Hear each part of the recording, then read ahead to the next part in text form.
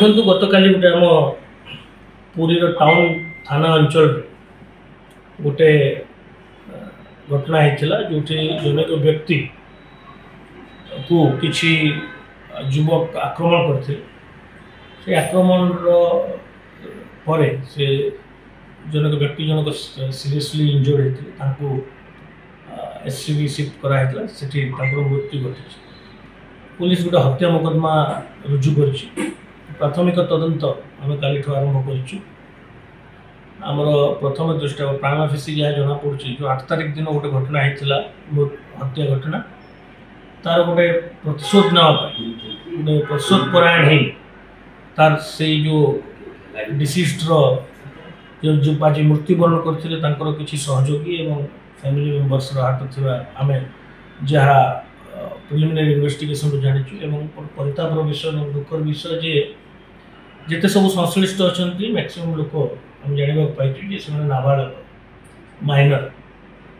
तो यहाँ आम गंभीरतार सहित विचार करूँ कौ परिस्थिति रे ए प्रकार दुईटी इनसीडेंट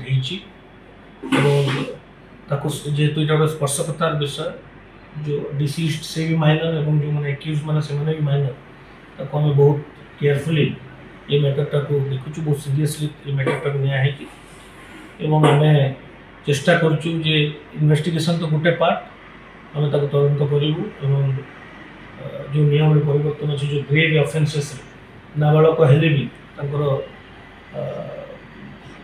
जो ट्रायल प्रोसेसटा प्रॉपर कोर्ट रे चलो से हिसाब से आम चेष्टा करुचु किंतु आउ गोटे इम्पोर्टेंट जिनस आम हो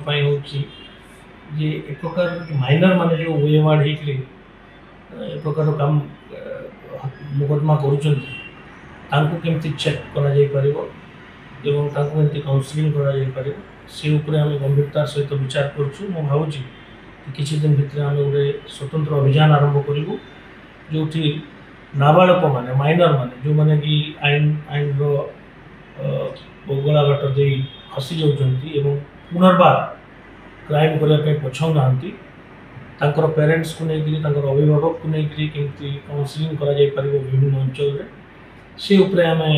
गोटे स्पेशल फोकस दबू और अतिशीघ्र से प्रोग्राम टे आम आरंभ करें भावुँ मु भावुँ जे ए प्रकार प्रोग्राम कर किछिटा आम नाबालक मानक ए प्रकार कृत्य कर निवृत्त रखिपार दुईटा गैंग वार किसी ना मु संपूर्ण भाव में यहाँ व्यक्तिगत झगड़ा गत 8 तारिख दिन जेहेतु माने सब इम्पोर्टेंट जिनस है समस्ते निज निजर सांग गोटे अंचल युवक समस्ते नाबालक जो 8 तारिख दिन जो डिसीज्ड जहाँ मृत्युवरण होता से भी 18 वर्ष कम बयस और ये जो काली जो घटना कर जहाँ आमर प्राइमरी इन्वेस्टिगेशन जना पड़ी तार एसोसिएट जो डिसीज्ड एसोसिएट तेणु कौन सी गैंग वार ना से साही अंचल केवल माने वेवार्ड नाबालक माने दे नीड मोर अटेंशन आहरी टिके काउंसलिंग आवश्यकता अच्छी जहाँ मुझे मन करे गोटे जिन खजा व्यवसाय दांडे जो खजा व्यवसाय चली खजा व्यवसाय को लेकिन हणा कटा जो मैंने मर्डर कर पछरे खजा व्यवसाय से रही हाँ गोटे रिजन होपे खजा व्यवसाय किंतु खजा व्यवसाय एत बड़ घटना दुईटी घटवाटा आमपाई उद्वेगर विषय जोटा आम बहुत सीरियसली निया ऑल फील्ड ऑफिसर्स जो मैंने अच्छा स्ट्रिक्टली डायरेक्शन दिखाई whatever be the reason जेकोसी रीजन हो ना कहीं प्रकार जिनस जमी रिपीट न हो नाबालक मान प्रति से उचित ध्यान देवे जदि किसी नजर में आसूची काउंसलिंग करने पदक्षेप ने प्रकार जिनस कहुई आम यत्नवान अच्छु आम प्रतिश्रुति सर जी काली हरिहर्ष अन्य थाना मामला रही जो जी मृत्युवरण कर आगु बहुत अपराधिक मामला रही तेणु आम से कहले जेहतु अंचल रे गोटे पतियार लड़ाई भितर गंडगोल होता बट मु पुनर्बार रिपीट करुच्ची जे आमर सब चिंताजनक विषय हूँ नाबालक मैंने संश्लिष्ट अच्छा व्यथित कर ଏବଂ ଆମେ ତାକୁ ଅତି ଗମ୍ଭୀରତାର ସହିତ ନେଇଛୁ ଏବଂ ସେ ଉପରେ ଆମେ ସେଇ ଦିଗରେ ଆମେ ସ୍ପେଶାଲ ଫୋକସ୍ ଦେଇଥାଉ। ସାର୍ ବିଭିନ୍ନ ଥାନା ମାନଙ୍କରେ ଏମିତି ନାବାଳକ ମାନଙ୍କର ଏମିତି ଅପରାଧ ବଢ଼ୁଛି, ତେଣୁ ସବୁ ଥାନା ଗୁଡ଼ିକରେ କେଉଁଠି ପେଟ୍ରୋଲିଂ କଡ଼ାକଡ଼ି ହେବ, ନାବାଳକ ମାନେ ନିଶାରୁ ବଞ୍ଚିତ ହେବେ? ଦେଖନ୍ତୁ ପେଟ୍ରୋଲିଂ ଗୋଟେ ବ୍ୟବସ୍ଥା, କିନ୍ତୁ ଯେତେବେଳେ ନାବାଳକମାନଙ୍କର କଥା ଆସୁଛି ସବୁଠାରୁ ମହତ୍ତ୍ୱପୂର୍ଣ୍ଣ ହେଉଛି କାଉନସିଲିଂ। ତାଙ୍କ ପ୍ୟାରେଣ୍ଟସ୍ମାନଙ୍କ ସହିତ କାଉନସିଲିଂ କରିବା, ତା ପାଇଁ ଗୋଟେ ସ୍ପେଶାଲ ପ୍ରୋଗ୍ରାମ୍ ଆମକୁ ଭାବିବାକୁ ପଡ଼ିବ ଏବଂ ଆମେ ତାହା ଅତି ଶୀଘ୍ର ଅଲଗା ଏଜେନ୍ସିଜ୍ ମାନଙ୍କୁ ବି ଯେମିତି ଚାଇଲ୍ଡ ପ୍ରୋଟେକ୍ସନ୍ ଅଫିସର ଏବଂ ଡିଷ୍ଟ୍ରିକ୍ଟ ଆଡମିନିଷ୍ଟ୍ରେସନ୍ ହେଲା, CWC ହେଲା, ତାଙ୍କ ସହିତ ଗୋଟେ ବୈଠକ କରି ଆମେ ଇମିଡ଼ିଏଟଲି ତା ଉପରେ ଆମେ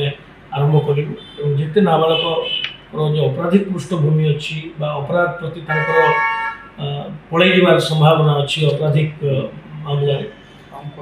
ତାଙ୍କୁ ଆମେ କାଉନସିଲିଂ କରିବା ପାଇଁ ଚେଷ୍ଟା କରିବୁ। ଆମେ ଅନ୍ୟାନ୍ୟ ଏଜେନ୍ସିଜ୍ର ମଧ୍ୟ ସହାୟତା ନେବୁ। ସାର୍ ଏହା ପୂର୍ବରୁ ମଧ୍ୟ ସମୁଦ୍ର କୂଳରେ ଗୋଟେ ଡେଡବଡି ଉଦ୍ଧାର ହେଇଥିଲା, ସେ ମଧ୍ୟ ହତ୍ୟାର ଶିକାର ହେଇଥିଲା। ତାର ଇନଭେଷ୍ଟିଗେସନ୍ ମଧ୍ୟ ଚାଲିଛି। ମୁଁ ସେଦିନ ବି ଆପଣଙ୍କୁ କହିଥିଲି ସେଟା ଆମର ପୁରୀ ସହିତ ତାର କୌଣସି ଲିଙ୍କ ନାହିଁ। ସେ ଯେଉଁ ଡେଥ୍ ହେଇଥିଲା ସେ ଜଣେ ଅପରାଧିକ ପୃଷ୍ଠଭୂମିର ବ୍ୟକ୍ତି, ତାର ଘର ହେଉଛି ବାଲେଶ୍ୱର। ତ ଯେହେତୁ ଆମର ପୁରୀରେ ତା ଡେଡ୍ ବଡିକି ଠାବ କରାଯାଇଥିଲା, ଆମେ ମୋକଦ୍ଦମା କରିଛୁ ଏବଂ ଇନଭେଷ୍ଟିଗେସନ୍ କରିଛୁ। ଆମେ ଇମ୍ପୋର୍ଟାଣ୍ଟ ଏଭିଡେନ୍ସ ତାର ହସ୍ତଗତ ହେଇଛି, ସେଇ କେସ୍ ମଧ୍ୟ ଇମିଡ଼ିଏଟଲି କିଛି ସମୟ ମଧ୍ୟରେ ଆମେ ଡିଟେକ୍ସନ୍ କରିବୁ।